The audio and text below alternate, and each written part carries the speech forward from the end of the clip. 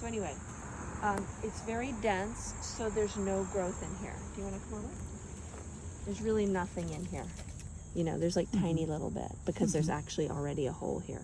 So what I recommend is in stages, you cut more holes. So when I say cut more holes, you're taking like hand pruners or loppers and you're literally going in and like taking whole branches off to expose this so that the sun can get in. Right. Then you can either take off the back third now, or you can wait until the spring when you're going to go in and then you're going to bring it basically like you're going to keep this middle third but bring everything down low.